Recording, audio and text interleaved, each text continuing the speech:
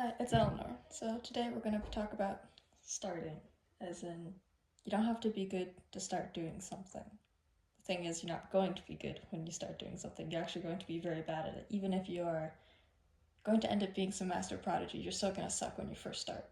And when you think about it, people who are good at stuff, none of them started out as good. Leonardo da Vinci didn't start out as a master painter. He started out making little doodles, as everyone starts when they start drawing, or with everyone with a good skill. It's because they practiced it. And if you want to be good at something, you have to practice it. You get progress from practicing. You don't just look at an instrument and then think, yeah, I'm going to be amazing, and then you pick it up and you're amazing. It doesn't work that way. But also when you practice, you don't just mindlessly practice. You go, okay, I'm going to practice yada yada skill today. And then when you do it, you go, okay, is this working? Is this not working? Is it working? Not very well, but I just need to practice it. Even though people say it's insanity to do something over and over again, expect to get better, or do the same thing over and over again and expect it to be better. The thing is, sometimes you get better at something by doing it over and over again in the exact same manner. And that's how I learned to, play violin and have my bow go straight.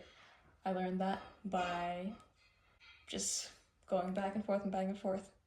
Same motion, but just getting better at that motion over time. And then, it didn't take long, maybe a couple weeks, and then I could bow fairly straight. But also, if you're practicing the same thing over and over again and you don't notice any improvement over time, that means you are doing something wrong and you have to change something. And sometimes that means, you take a break and you come back to it later and suddenly you're like, duh, that was obvious. Also, if you want to get good at something, it takes time, okay? That is, a lot of people are impatient. They're like, how come I'm not good at playing guitar yet? Well, you've only been playing for a week. You're not gonna be good after a week, is the thing. Where it's like, all those videos where it's like, learn to be good at guitar in 3 easy steps or whatever. Like, it doesn't work that way. Yeah, and even if within those 3 easy steps, you still have to practice those 3 easy steps. And often that's not actually easy. But also, when you look at other people, sometimes you're like, oh, they're so good, I could never be that good. But the thing is, everyone who is good have been practicing already. And if you want to get that good, you have to put in your hours of practice. Most people are not prodigies. Like, statistically speaking, basically nobody's going to be a prodigy. So don't expect yourself to be a prodigy. Chances are you're not going to be a prodigy. But, there's always going to be someone who's better than you. Don't compare yourself to someone who's going to be better at you, because, if you're really going to let the skill set of someone else determine whether you're going to try something, it's nice to feel confident in what you're doing, but the thing is, you're not going to feel confident when you first start. You're going to feel weak, petty, and incapable when you first start, most likely. If you want to feel confident, you have to try. And that means sometimes you're going to succeed, sometimes you're going to fail. From that comes a good skill. Having that skill is where your confidence is going to come from. So if you want confidence, you just got to start, okay? And a lot of the times, with a lot of skills you learn, like sometimes you do have to be around other people, but, if you feel too self-conscious to do in front of other people, learn a skill alone. Like if you want to learn how to draw, you don't need a drawing teacher. You don't even need YouTube. You need a pencil and paper, and you look at something and then you try drawing it. There are some things, if you want to learn, you're better off finding someone. Like if you want to be a brain surgeon, you should actually go to school for that and have a professional teach you. Go, oh, I'm going to be a brain surgeon, and just cut open some random person's brain. Like sometimes you actually do need to be around other people, but a lot of stuff you can practice alone. Even if you're, gonna go take a dance class, you wanna learn how to dance. Okay, you go take a dance class. Practice alone in your bedroom. Like, I'm one of those people who kind of feel awkward around others. I know for me it definitely helps to be alone or with people who aren't going to be overly judgmental. Because there's some people I know who I just, like, I won't talk and make these videos around some people, because I know if I do that, then I gotta explain that I have a YouTube channel and I'm trying to start a business, and then I'm gonna get a bunch of unsolicited advice that I don't want to deal with. And I think you shouldn't like let haters stop you from doing stuff, or not even haters, but people are just gonna give you tell you a bunch of stuff that you don't want to hear. I don't think that should stop you. That's something I'm working on.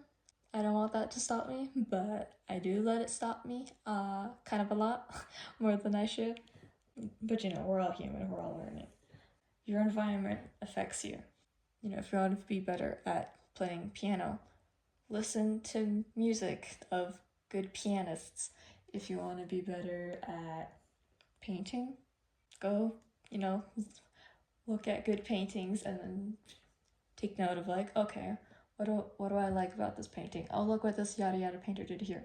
And I've done that before. I've gone, because I do watercolors, and I wanted to level up my game. So I looked at pictures of other watercolor drawings, and I noticed stuff like when people paint shadows, a lot of times they don't use black. They'll use like blue or purple to make that shadow, and the extra color kind of makes the image pop more. And I thought that was interesting. I've tried experimenting with that a bit, and I'm like, oh, that actually does look better. So make observations of what other people are doing. That being said, endlessly scrolling through Pinterest, looking at stuff, endlessly scrolling Instagram for, cooking tips or whatever, that doesn't count as practice. So you can do a bit of that, but don't use that as a tool to become better. You don't become a good cook by watching a cooking TV show. Like, that might help you get some skills, but ultimately, the best way to learn to cook an egg is to cook an egg. And you feel like progress is going really slow. The thing is, you have to be patient. Patience is number one. Patience and persistence. That's how you get good at stuff. That really is the basic formula to getting good at something. Patience plus persistence equals new skill. You know what you want to do, go do it. Also, you're not too old to start. There's pretty much nothing as being too old to start. My grandma didn't learn how to cook until she was in her 60s. But most skills that people want to learn, like, you don't have to be young to start it. If you're 70 and you're thinking, oh, I'm too old to learn how to juggle, if you're still able to move your arms around, you're able to juggle. Even though, like, I'm a young person, maybe I'm just being naive because I'm still pretty young, but, even if you're in your 40s and you have, bad habits, and you're like, oh, I'm too old to change it, like, realistically, people start kind of dying in the 80s range, but a lot of people also make it into the 90s, so, you still have like half of your life still ahead of you, so you still have another 40 years. That's a long time. Kind of with all these things that I've been talking about, really the limiting factor is your own mind, your own thought programs. Because so many people, they're just like, oh no, I can't do that, I could never do that. But really, what's actually stopping you is your mind. Right? Sometimes there's, a financial barrier, but, with a lot of things, you can learn a skill for free or for pretty cheap. If you want to learn wood carving, you don't need to start with like $1,000 or even like you don't need to start with $500 worth of tools and different chisels and hammers and stuff. You can start with just something as simple as not even wood carving, but whittling. That'll give you skills to level up, because whittling, you need a knife and some wood. Most people live in areas where you can find wood growing in nature, just a dead branch. You can snap that off and learn to whittle off that. Even if you live in the desert, you can still buy some wood from Home Depot or something like that for pretty cheap.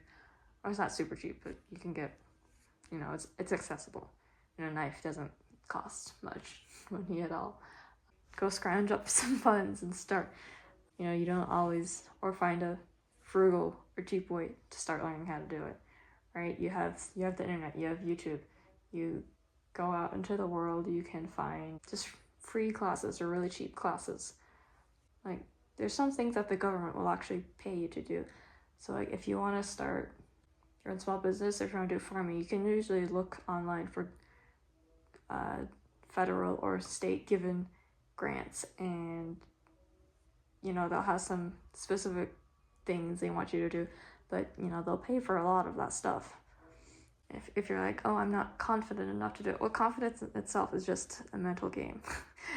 And really, I would say the number one way to get confidence is just stop thinking. Just go out and do it. Don't think, just do it. But yeah, like with me starting a business, I kind of been wanting to do it for a while, and I've kind of just not done it, and I've made up these excuses in my head. What if I do it and then I do something wrong, and then end up being like, oh, I was supposed to do this thing and I didn't, and now I have to pay a fine because I didn't know that. Or just being like, I don't want to have to ask for help and have to bother other people for starting this, so like asking for advice or anything like that. And then I was kind of just like, no, don't do it. And then I got to the point where I was like, what do I have to lose? And really, like at the end of the day, I don't have anything to lose. Like nobody can make you do something. Like nobody can just give you the oomph to do it. You have to, I can't change the way you think. I can't change your mind and make you suddenly think, oh, I can accomplish anything I want to learn. Like you have to be the one who goes into your mind and is like, okay, why am I not doing this? And then, because like when you go to why am I not doing this, oftentimes your excuses are very weak, and then they're just things you listen to, but then after a while you're like, you know what, whatever, I don't care. And then when you actually do it, you get kind of high off of being like, oh my goodness, I actually did it, and it worked out fine.